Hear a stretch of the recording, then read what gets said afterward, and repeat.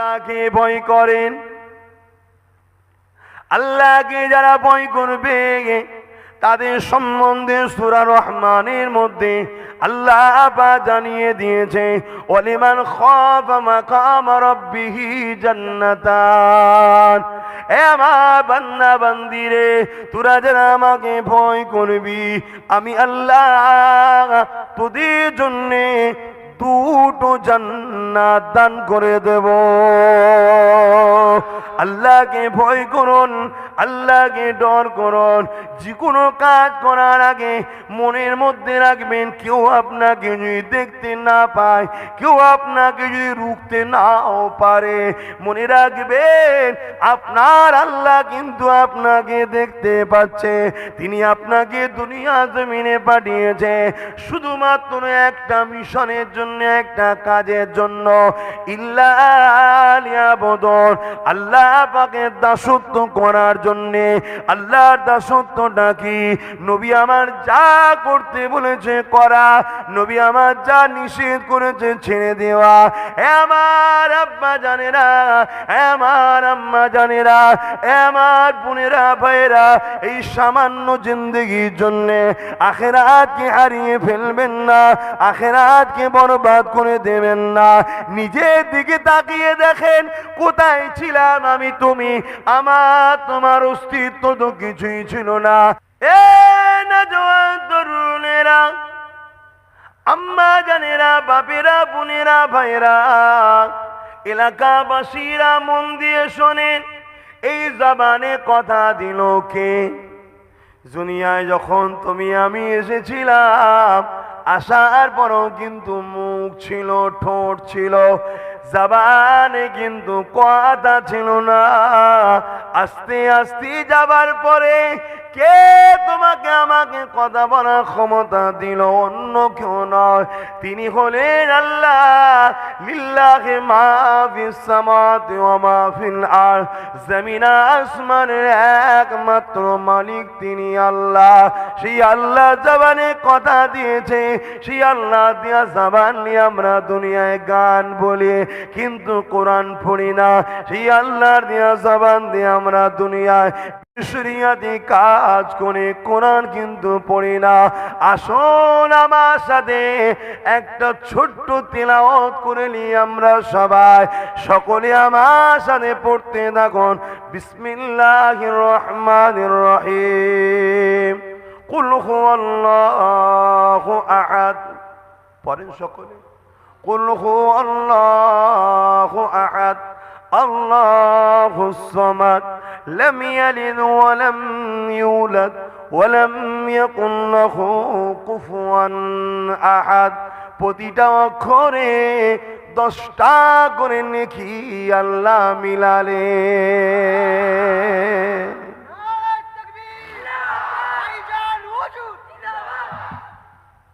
ক্ষতি করছি আপনাদের কি গো? এসে ক্ষতি করছি? প্রতিটা অক্ষরে 10টা করে নেকি পেয়ে গেলেন। এই সূরাটার মানে কি? সূরাটাই আল্লাহ কি বলতে চেয়েছে? কুল হুয়াল্লাহু আহাদ। বড় কাফলাম কুল, তার মানে হলো বলো। কে বলবে? নবীকে বলতে বলেছে। হুয়াল্লাহু আহাদ, আল্লাহ সে যিনি এক অদ্বিতীয়, আল্লাহ তিনি আল্লাহুস সামাদ, আল্লাহ তিনি যিনি কারো মুখাপেক্ষী নন। লাম ইয়ালিদ ওয়া লাম ইউলাদ, আল্লাহ তিনি যিনার বাপ মা নাই, যিনার স্ত্রী ছেলে পুনে নাই, যিনি কারো থেকে জন্ম নয়, তিনা থেকে কেউ জন্ম নয়, তিনি হলেন খালেক ও মালিক আল্লাহ। ওয়া লাম ইয়াকুল লাহু কুফুয়ান আহাদ, তিনি এক অদ্বিতীয়, তিনার সমকক্ষ দ্বিতীয় কিছু নাই, কোন জিনিসের সঙ্গে তিনার তুলনা চলে না। তিনি হলেন আল্লাহ।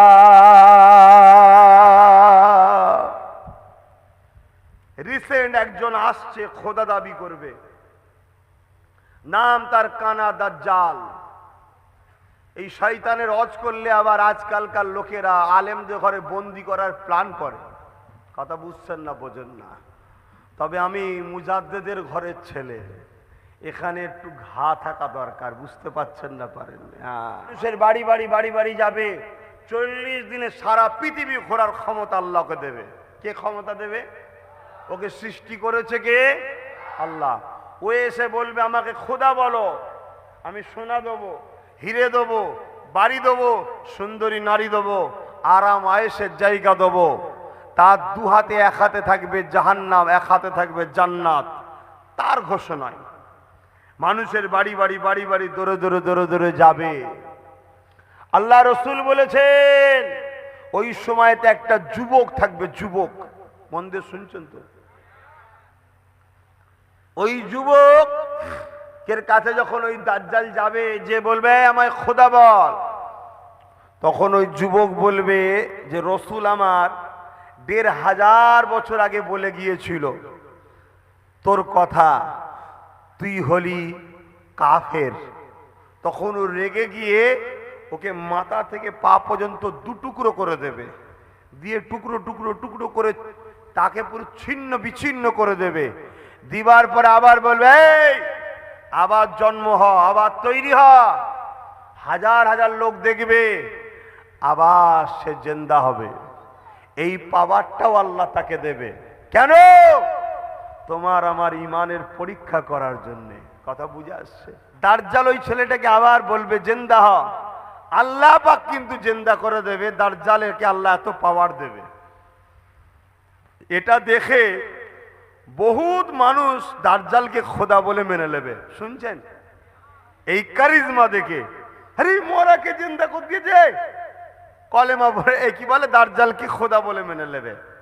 কিন্তু রসুল বলছে ওই যুবকটাকে আবার বলবে তুই আমায় খোদা বল। যুবকটা বলবে তোকে আমি আগে তো কাফের মেনেছি, কিন্তু এখন তুই আমাকে মারার পরে যে আবার যে জিন্দা তোর করার যে ক্ষমতা আল্লাহ জিন্দা করেছে তোর দ্বারা যে হলো, এতে তোর উপরে আমার আরো ইমান পাকা হয়ে গেছে, তুই ডবল কাফের। শুনছেন তো? কারণ নবী বলেছিল যে এরকম হবে, তাই তোর উপরে আমার রসুলের হাদিস অনুযায়ী তুই আরো বড় কাফের প্রমাণ হয়েছে। তখন ও কি করবে? ওই দাজ্জালের যে বাহাতে জাহান্নাম, ওই জাহান্নামে ফেলে দেবে। রসুল বলল দাজ্জালের জাহান্নামটা হবে ওর মধ্যে আল্লাহ পাকের জান্নাত। জোরে বলুন সুবহানাল্লাহ। যেমন ইব্রাহিম খলিলুল্লাহকে নমরুদ আগুনে ফেলেছিল, কিন্তু ওই আগুনের মধ্যে কি ছিল?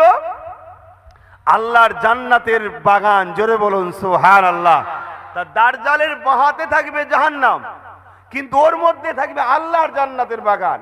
আর দাজ্জালের ডান হাতে থাকবে দাজ্জালের জান্নাত। যাকে দাজ্জালকে যে খোদা বলে মানবে তারা এই জান্নাতে দেবে, কিন্তু এর মধ্যে থাকবে আল্লাহর জাহান্নাম।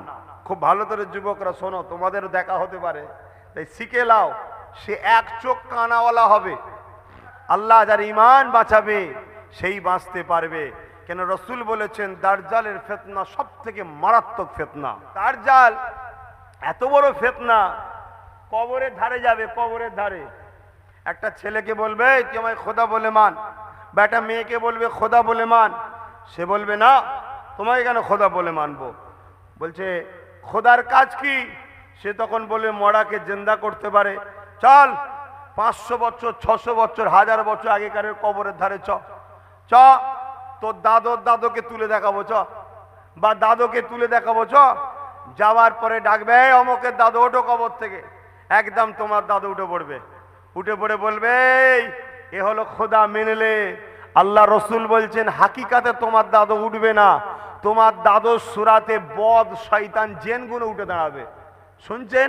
কিন্তু বাহ্যিক তোমরা দেখে ফেলবে যে দাদু, আরে আমার দাদুকে তুলে ফেলেছে, এই তাহলে খোদা।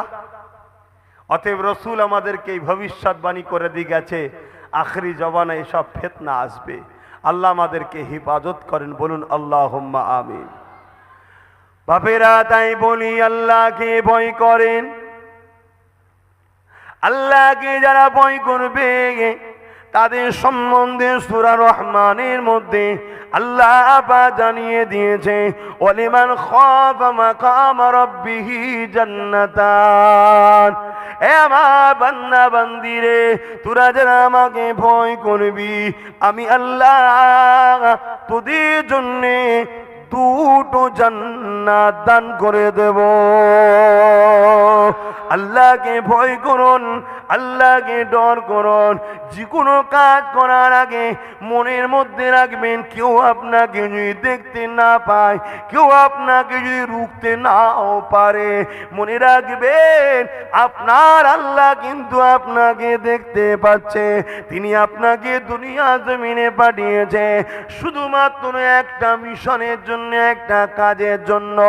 ইল্লা লিয়াবুদুন, আল্লাহ পাকের দাসত্ব করার জন্য। আল্লাহর দাসত্বটা কি? নবী আমার যা করতে বলেছে করা, নবী আমার যা নিষেধ করেছে ছেড়ে দেওয়া। আমার আব্বা জানেরা, আমার আম্মা জানেরা, আমার বোনেরা ভাইয়েরা, এই সামান্য জিন্দেগির জন্য আখিরাতকে হারিয়ে ফেলবেন না, আখিরাতকে বরবাদ করে দেবেন না। নিজের দিকে তাকিয়ে দেখেন, কোথায় ছিলাম আমি তুমি? আমার তোমার অস্তিত্ব তো কিছুই ছিল না। তুমি খেয়াল করে দেখো, বাপের শরীরের রস মায়ের হেমের মধ্যে গেল, বাপ আমার মায়ের কাছে গেল, মা আমার বাপের কাছে আসলো, উভয় এক জায়গায় হলো। আল্লাহ পাকের কুদরতি ক্ষমতাতে বাপের শরীর থেকে কিছু পানি মায়ের হেমের মধ্যে চলে গেল। ওখানে যাবার পরে 40 দিন ওটা একটা গোলাকার আকারে পড়ে থাকে। আমি বিজ্ঞানের কথা বলছি না, কারণ বিজ্ঞান তো জুম্মায় জুম্মায় এক সপ্তাহ জন্মেছে। আমি সেই মহানায়কের কথা বলি, যিনাকে মহান আল্লাহ স্বয়ং নিজে শিখিয়েছে।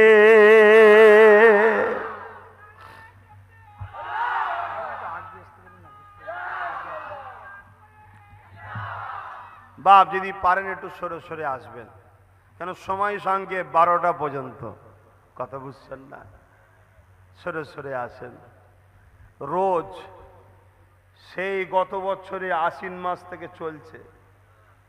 আলহামদুলিল্লাহ, রোজার মাসে শুধু ইচ্ছা করে বেরোই না, কষ্ট হয় রোজা রেখে, কথা বলাটাও কষ্ট হয়, গলা শুকিয়ে যায়।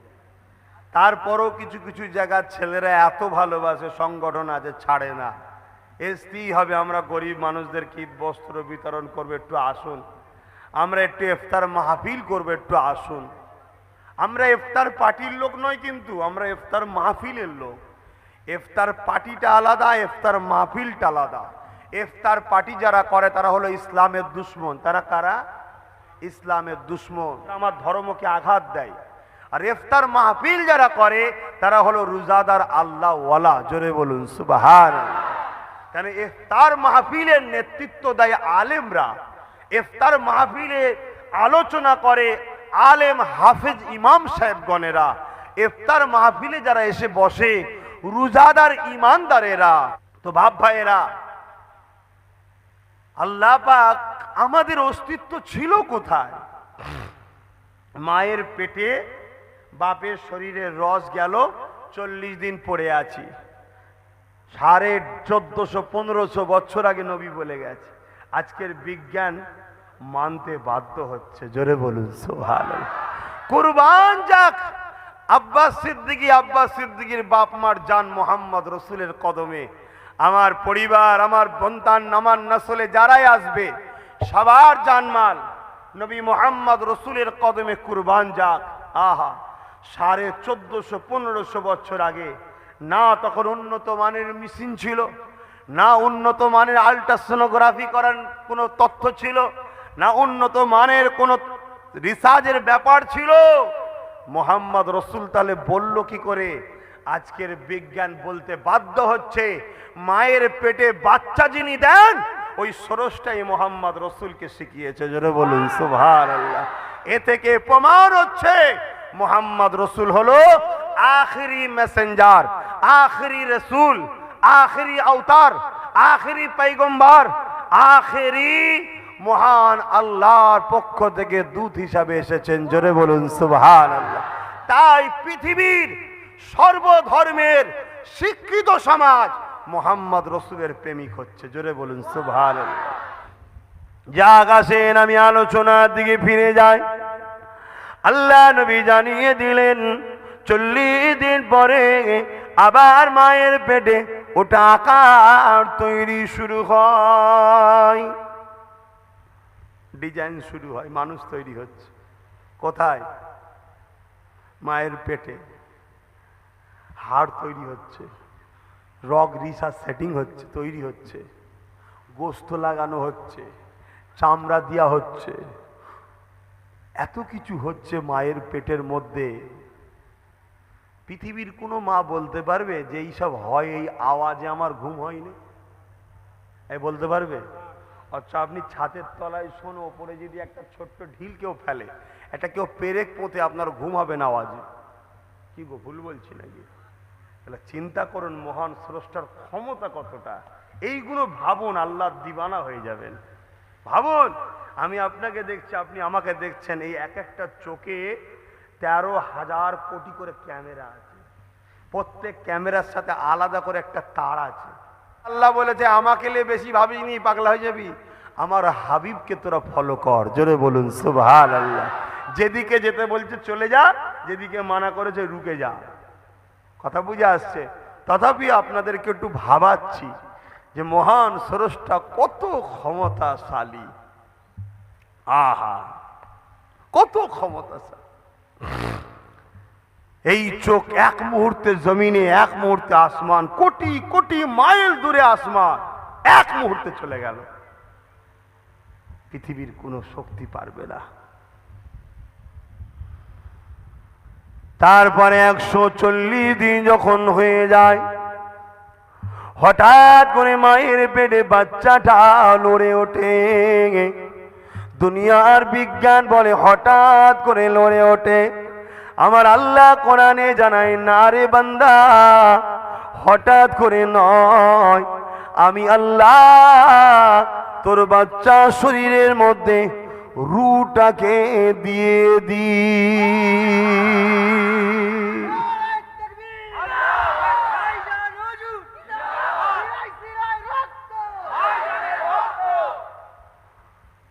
বাচ্চা লড়ে ওঠে। এই লড়ে উঠাটাকে মায়েরা বলে ব্যথা হয়েছে। কেন? বাচ্চা তখন হাত পায়ে বা ছোড়াছুড়ি করছে, বেরোবে বলে। কথা বুঝছেন তো? ছোড়াছুড়ি করছে, ওটা মায়ের পেটে লাগে। মায়ের কখন যন্ত্রণা হয় ভেবে দেখুন, ভেবে দেখুন। এ নওজোয়ান তরুণেরা, আমার আম্মা জানেরা, বোনেরা, কি সুন্দর করে আমাকে আপনাকে মালিক বানালেন। যে কোনো ধর্ম বর্ণ করে জন্ম লিখ না কেন, মালিক সবাইকে শ্রেষ্ঠত্বের মুকুট দিয়ে পাঠিয়েছে। এই জমিনের ওপরে যারা বড় হওয়ার পরে, সাবাল্য হওয়ার পরে মালিকের গুণগান গাইতে থাকে, তাদের শ্রেষ্ঠত্বের মুকুটটা রয়ে যায়। যারা মালিকের বিরুদ্ধে চারণ করে, তাদের মুকুটটা খুলে নেওয়া হয়। যারা দুনিয়ায় শান্তি প্রতিষ্ঠিত করে, তাদের মাথায় মালিকের দিয়া শ্রেষ্ঠত্বের মুকুটটা থেকে যায়। দুনিয়া জমিনে যারা মানবতাকে ভালোবাসে, ইনসাফকে ভালোবাসে, ইনসানিয়াতকে ভালোবাসে, মানুষ জাতিকে পিয়ার করে, গরিবদের দিকে কষ্ট হয়, একে অপরকে সহযোগিতা করে, এরাই হলো শ্রেষ্ঠ মানুষ। এদের মাথায় মানুষত্বের মুকুটটা থাকে, ওই শ্রেষ্ঠত্বের মুকুটটা থাকে। এদের জন্যই রয়েছে জান্নাত। এরাই মারা যাবার পরে জান্নাতটা পেয়ে যাবে। এই যে সামান্য দুনিয়ার জিন্দেগি, এই জিন্দেগিটা তোমাকে চালাতে হবে কিভাবে? যিনি মায়ের পেটে তোমাকে বানালো, সেই স্রষ্টার হুকুম অনুযায়ী বানাতে চলাতে হবে। আর একটুখানি শুনুন, ওই যে মায়ের পেট থেকে দুনিয়ার জমিনে আপনারা আসবেন, আপনারা আসার আগে আপনাদের স্রষ্টা আমাদের মালিক আল্লাহ এমন করে দেখা যায়, এ যুবকেরা, তরুণেরা, বাপেরা, তুমি আসতে দেরি, কিন্তু তোমার আমার স্রষ্টা মহান আল্লাহ তোমার আমার রেজে খাবার দিতে দেরি করে না। আহা, শুনছেন তো বাপ? আমরা দুনিয়ায় আসতে দেরি করি, মহান স্রষ্টা কিন্তু আমাদের রেজেক পাঠাতে দেরি করে না, আসার আগে পাঠিয়ে দেয়, মায়ের স্তনে দুধ পাঠায়। আবার এত সুন্দর সিস্টেম দেখুন। আহা, এই দুনিয়ায় শীতের সময়তে আল্লাহ কত ভালোবাসে, কি বলবো আপনাদের কাছে। মালিক আমাদেরকে কত ভালোবাসে যে আমার সৃষ্টিগুণ শীতের সময় ঠান্ডা দুধ খেলে কষ্ট হবে, আর খুব গরমও নয়, যতটা সহ্য করতে পারবে বাচ্চা, মায়ের স্তন থেকে শীতের সময় গরম উষ্ণ দুধ বাহির হয়। জোরে বলুন সুবহানাল্লাহ। আহা, বিজ্ঞান যত তারাক্কি করছে তত মোহাম্মদ রসুলের উপরে আব্বাস সিদ্দিকী বা বিশ্বের মানুষের প্রেম ভালোবাসা আরো বাড়ছে। জোরে বলুন সুবহানাল্লাহ। এসব কথা আমার রসুল ১৫০০ বছর আগে বলে গেছে, শুনছেন তো? আবার এই গরমের সময় বাচ্চা গরম দুধ খাবে না, আমার আল্লাহ পাক ওই বাচ্চার জন্য ঠান্ডা দুধ পান করায়। জোরে বলুন সুবহানাল্লাহ। আবার এতটাও ঠান্ডা নয় যে বাচ্চার যাতে কষ্টও না হয়। তাহলে বলুন, আমাদের স্রষ্টা আমাদেরকে কত ভালোবাসে, কত পিয়ার করে। দুনিয়ায় এসেছি, দাঁত নাই, দাঁত নিয়ে এসেছিলেন নাকি? এই মায়ের পেটে দাঁত নিয়ে এসেছিলেন, দাঁত নাই। মালিককে ভালোবাসুন, মহান স্রষ্টাকে, অটোমেটিক আস্তে আস্তে একটা ছোট্ট মতো বাহির হয়। আব্বা আম্মু বাবা মারা কত খুশি হয়, এলাকায় বলে সবাইকে, দেখো না গো আমার বাচ্চার দাঁত বাহির হয়েছে। ওই দাঁতটা যেভাবে বড় হতে থাকে, ভেবে দেখেন, যেভাবে বড় হতে থাকে, যদি একভাবে আজকের দিন পর্যন্ত বেড়েই চলতো তাহলে কত বড় বড় হতো বুঝতে পারছেন? হ্যাঁ, কি গো, পুরো মাটিতে ঠেকে যেত না? কিন্তু আমার মালিক ওটা করেনি। আমাদের স্রষ্টা আল্লাহ ঠিক জায়গায় আসার পরে দাঁতগুলোকে আবার রুকে দিয়েছে, থামিয়ে দিয়েছে। কেন? আমার বান্দা বান্দি, আমার সৃষ্টিগুলোর বড় বড় দাঁত হয়ে গেলে দেখতে খারাপ লাগবে। যদি এক হাত দাঁত হতো ভালো লাগতো? হ্যাঁ ভাইরা আমার, এই যে কান দুনিয়ায় নিয়ে আসি, কিন্তু এই কানের শোনার ক্ষমতা থাকে না। আবার মহান স্রষ্টা এই কানে শোনার ক্ষমতা দেয়।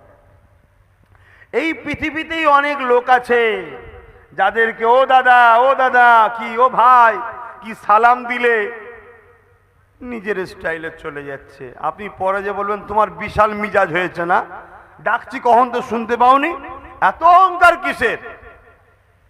লাস্টে একজন বলবে ভাই আছে না নাই, কিন্তু তোমাকে আমাকে শুনতে দিয়েছে না দেয়নি, তাহলে শুকরিয়া আদায় করো মালিকের। এই কানে গাল শোনো না, খারাপ জিনিস শোনো না, এই কানে শোনো মা বাপের কষ্টের কথা, বাপের ডাক শোনো, মায়ের ডাক শোনো, আল্লাহওয়ালাদের ডাক শোনো, গরিব দিন দুঃখীদের ডাক শোনো, এতিমদের ডাক শোনো, অসহায় নারীদের কষ্টের কথা শোনো। এই কানে শুনে তুমি তাদেরকে সাহায্য করো, এটা তো তোমার কাজ।